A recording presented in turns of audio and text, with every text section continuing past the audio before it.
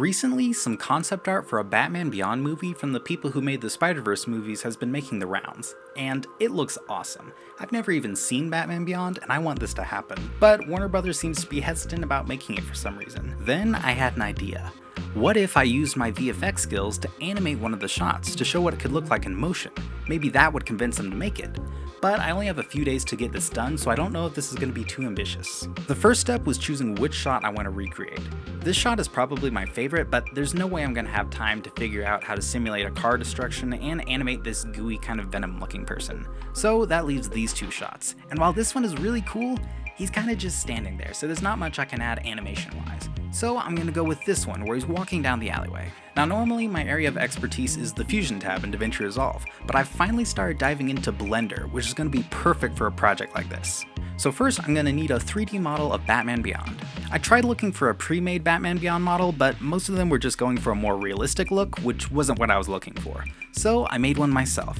I went to Mixamo and downloaded this alien soldier model, and this model of a guy named Joe.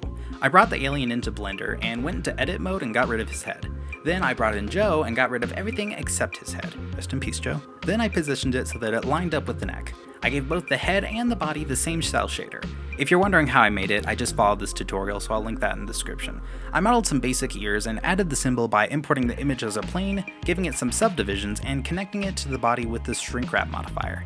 Then I exported that model as an OBJ and uploaded it to Mixamo's Auto Rigger. Today I started putting the scene together. I downloaded a walking animation from Mixamo and applied that to my character.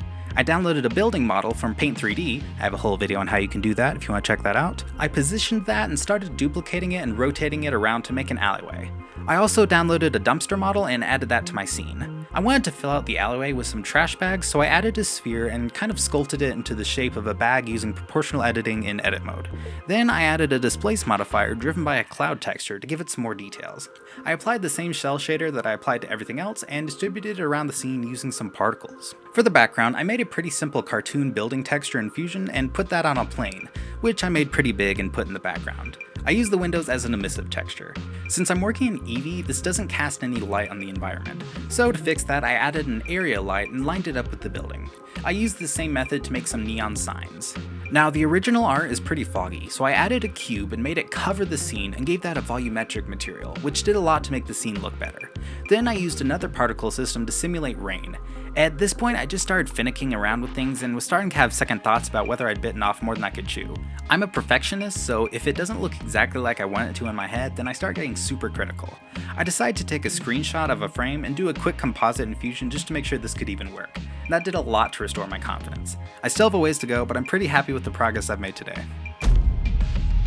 Today I started adding the finishing touches. I gave it a camera animation to give it some more movement to the scene. The alleyway wasn't looking long enough for me, so I kind of cheated with the perspective and rotated the buildings so that they pointed together to make them look longer. Now the street was still looking a bit bare, so I downloaded some random bottles and things and scattered them on the ground using another particle system.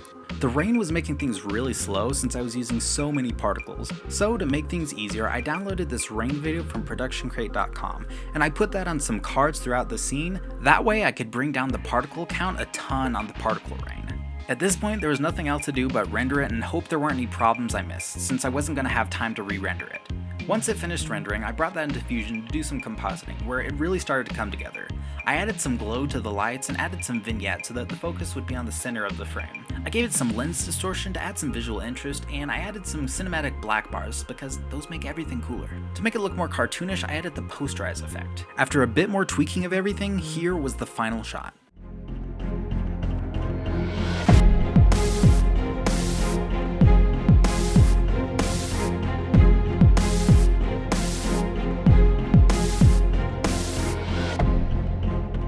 If you enjoyed this, it would mean a lot if you'd share this video. Maybe we can get James Gunn to see it and convince him to make the movie. Just a thought. And if you enjoyed this more overview type of video, I actually made one just like it exactly a year ago. Maybe this will become a tradition. You can check out that video right here.